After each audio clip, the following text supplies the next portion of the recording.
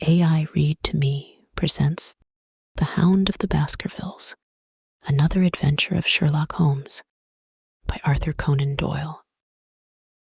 Now close your eyes and relax. Chapter 1. Mr. Sherlock Holmes. Mr. Sherlock Holmes, who was usually very late in the mornings, save upon those not infrequent occasions when he was up all night, was seated at the breakfast table. I stood upon the hearthrug and picked up the stick which our visitor had left behind him the night before. It was a fine, thick piece of wood, bulbous-headed, of the sort which is known as a Penang lawyer. Just under the head was a broad silver band nearly an inch across. To James Mortimer, MRCS, from his friends of the CCH, was engraved upon it, with the date 1884.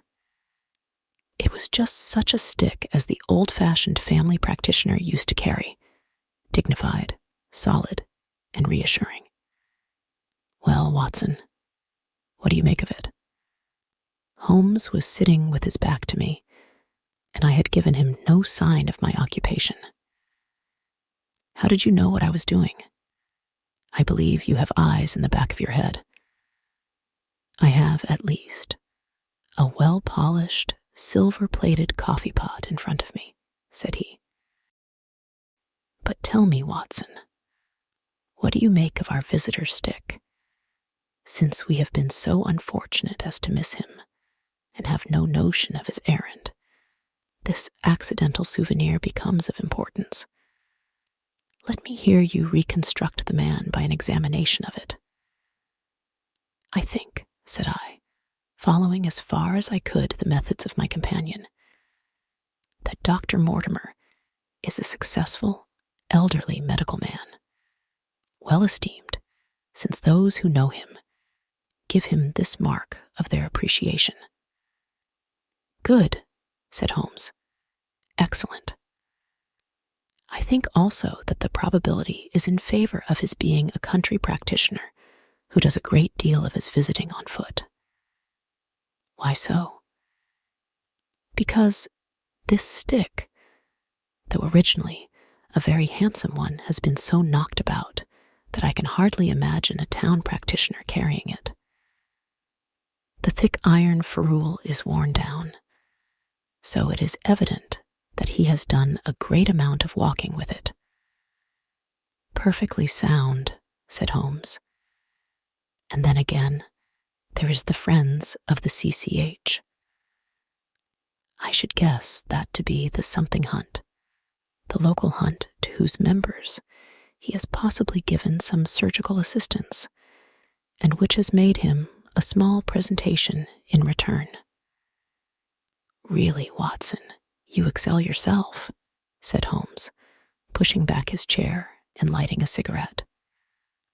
I am bound to say that in all the accounts which you have been so good as to give of my own small achievements, you have habitually underrated your own abilities. It may be that you are not yourself luminous, but you are a conductor of light. Some people without possessing genius have a remarkable power of stimulating it. I confess, my dear fellow, that I am very much in your debt.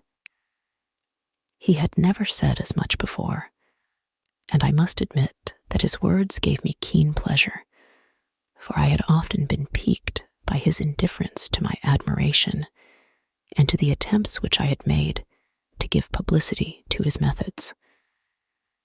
I was proud, too, to think that I had so far mastered his system as to apply it in a way which earned his approval. He now took the stick from my hands and examined it for a few minutes with his naked eyes.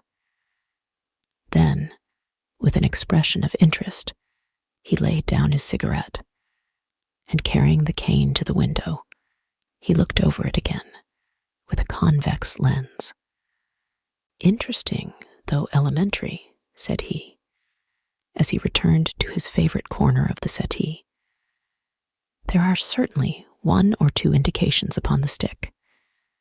It gives us the basis for several deductions. Has anything escaped me? I asked, with some self-importance. I trust that there is nothing of consequence which I have overlooked. I am afraid, my dear Watson, that most of your conclusions were erroneous. When I said that you stimulated me, I meant, to be frank, that in noting your fallacies, I was occasionally guided towards the truth. Not that you are entirely wrong in this instance. The man is certainly a country practitioner, and he walks a good deal. Then I was right, to that extent. But that was all. No, my dear Watson, not all. By no means all. I would suggest, for example, that a presentation to a doctor is more likely to come from a hospital than from a hunt, and that when the initials CC are placed before that hospital, the words Charing Cross very naturally suggest themselves. You may be right. The probability lies in that direction. And if we take this as a working hypothesis, we have a fresh basis from which to start our construction of this unknown visitor. Well then, supposing that CCH does stand for Charing Cross Hospital, what further inferences may we draw? Do none suggest themselves? You know my methods. Apply them. I can only think of the obvious conclusion that the man has practiced in town before going to the country. I think that we might venture a little farther than this. Look at it in this light.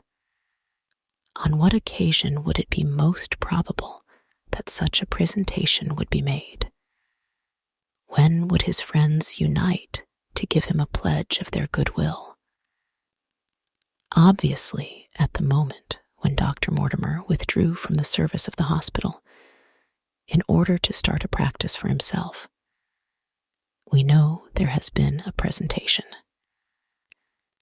We believe there has been a change from a town hospital to a country practice. Is it then stretching our inference too far to say that the presentation was on the occasion of the change? It certainly seems probable. Now, you will observe that he could not have been on the staff of the hospital, since only a man well established in a London practice could hold such a position, and such a one would not drift into the country. What was he then? If he was in the hospital, and yet not on the staff, he could only have been a house surgeon or a house physician, little more than a senior student. And he left 5 years ago. The date is on the stick. So your grave, middle-aged family practitioner vanishes into thin air, my dear Watson, and there emerges a young fellow under 30, amiable, unambitious, absent-minded, and the possessor of a favorite dog, which I should describe roughly as being larger than a terrier and smaller than a mastiff.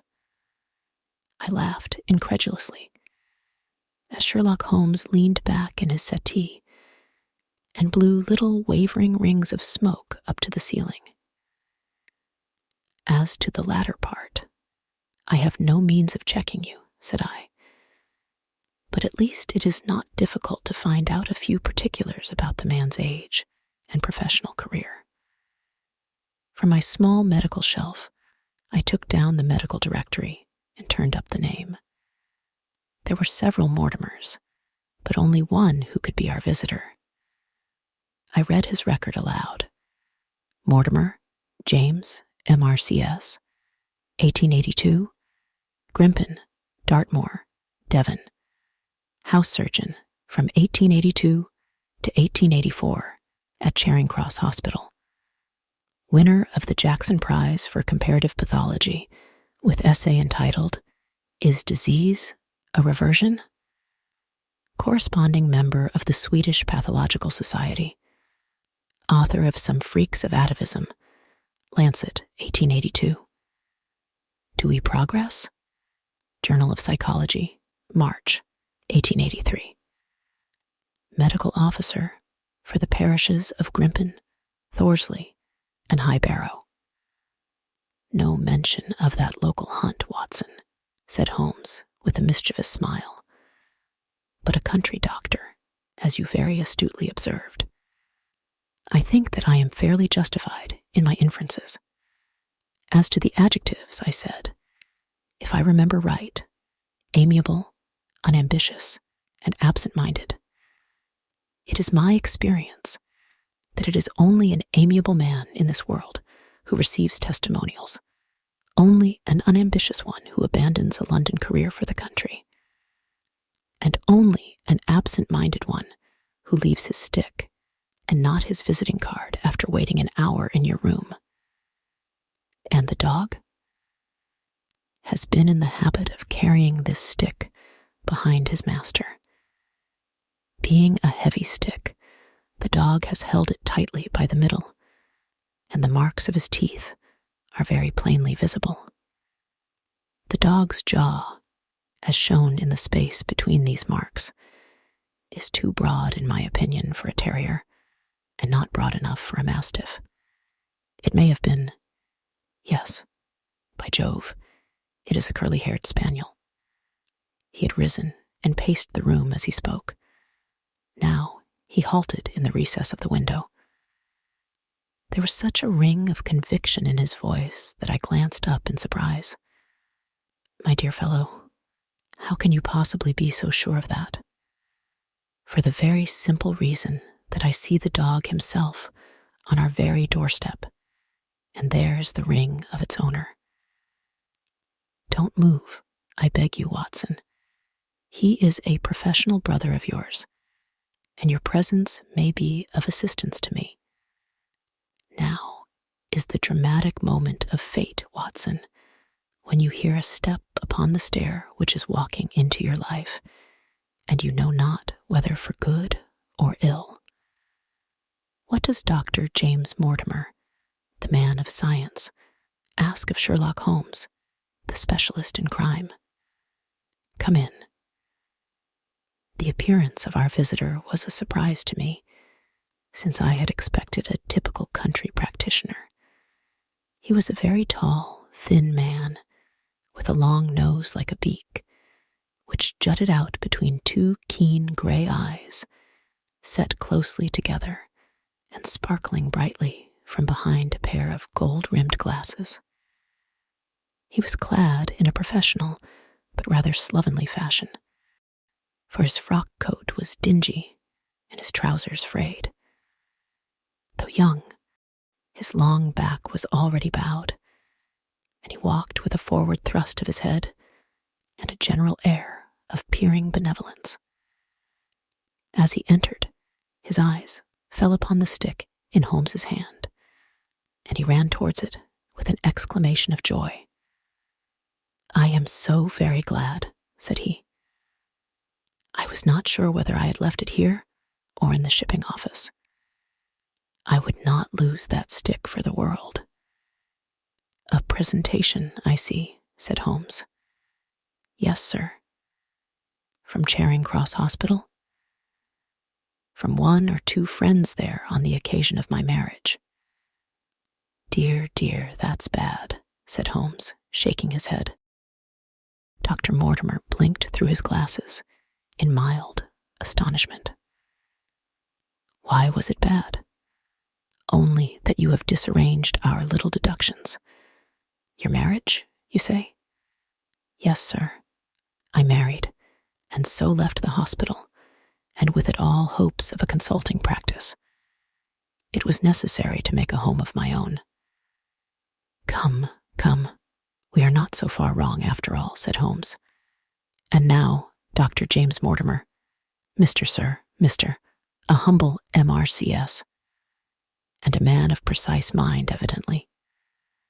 A dabbler in science, Mr. Holmes, a picker-up of shells on the shores of the great unknown ocean. I presume that it is Mr. Sherlock Holmes whom I'm addressing, and not— No, This is my friend, Dr. Watson. Glad to meet you, sir. I have heard your name mentioned in connection with that of your friend. You interest me very much, Mr. Holmes. I had hardly expected so dolichocephalic a skull or such well-marked supraorbital development. Would you have any objection to my running my finger along your parietal fissure? A cast of your skull, sir, until the original is available, would be an ornament to any anthropological museum. It is not my intention to be fulsome, but I confess that I covet your skull.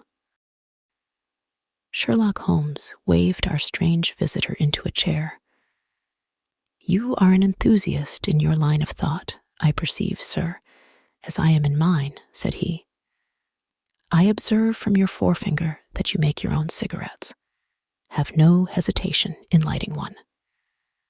The man drew out paper and tobacco, and twirled the one up in the other with surprising dexterity. He had long, quivering fingers, as agile and restless as the antenna of an insect. Holmes was silent, but his little darting glances showed me the interest which he took in our curious companion. I presume, sir, said he at last, that it was not merely for the purpose of examining my skull that you have done me the honor to call here last night and again today? No, sir, no. Though I am happy to have had the opportunity of doing that as well.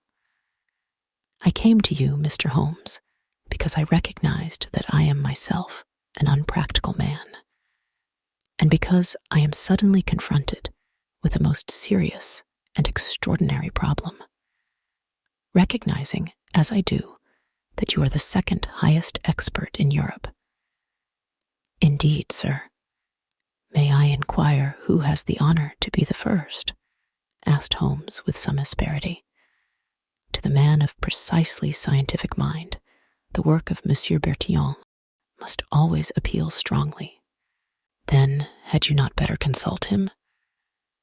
I said, sir, to the precisely scientific mind. But as a practical man of affairs, it is acknowledged that you stand alone. I trust, sir, that I have not inadvertently. Just a little, said Holmes. I think, Dr. Mortimer, you would do wisely if without more ado you would kindly tell me plainly what the exact nature of the problem is in which you demand my assistance. This concludes this reading of The Hound of the Baskervilles, Another Adventure of Sherlock Holmes, by Arthur Conan Doyle. If you enjoyed it, please like and subscribe. To listen ad-free, visit aireadtome.com or use the link in the description. Thank you for your support.